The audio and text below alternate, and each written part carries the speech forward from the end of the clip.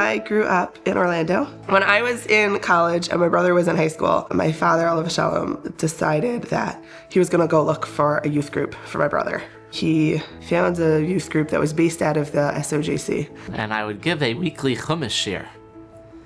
One day, Thursday afternoon, I'm alone in the building, and in walks a man, Mr. Dan Singer. And my father just takes one look at him and he recognizes the black hat, the suit. And he said, "Rabbi, are you lost?" Rabbi Waxman looks at him, he's like, "No, are you lost?" And Rabbi Waxman showed him around OTA that was based out of the classrooms there at the time. And I just remember my father coming home, he's like, "You wouldn't believe it, there's black hatters in Orlando." I got a job teaching at Orlando Torah Academy when I was 19 years old.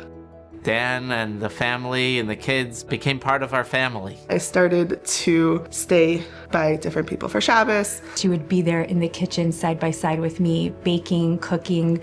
She adopted my children as her little brothers and sisters, and they never wanted her to leave. And I brought my dog with me, Yankee Doodle. He came every Shabbos, and he was there, part of the family. But Yankee had a special neshama. I really think he was part human.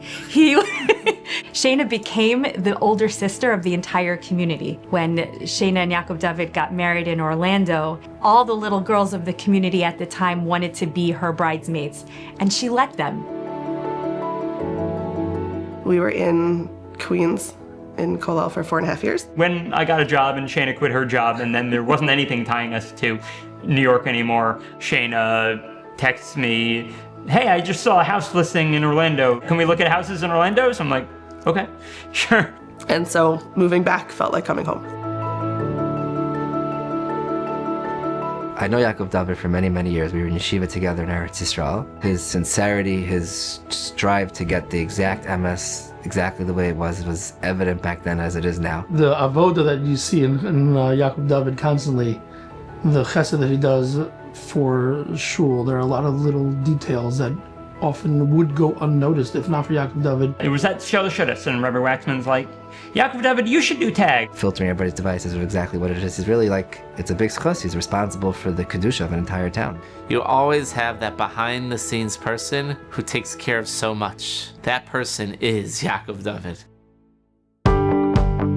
We are fortunate that Mora Shayna has been the Mora of more than one of our children. Mrs. Saxon is a loving, supportive teacher. She's able to handle any situation. She never gets rattled. She doesn't get fazed. And the kids see that and they thrive when they're in that environment.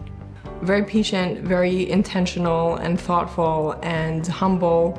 And we're so fortunate to have her on the team. We absolutely have the best rebbeim and teachers here. Esty has wonderful teachers, and they both push her every day to do her best. The same thing for Sarah Liz teachers. Miriam comes home ready to tell us about the parsha. "Mommy, I made a project. I know the parsha. I know a new song." If I had to identify a midah, I would say it's a certain joy of life. We're so blessed to have them in our community. They add so much to the community in so many ways. YD for Mayor of Orlando. I can't think of a more deserving couple. You're so much more than Parents of the Year. Everyone should use you as a role model to be the best parents, best family members that they could possibly be. And they should continue doing all the incredible work they do in health and strength and bracha. And I wish them nachas from everything they do accomplish, from their children, and from the Orlando Torah Academy.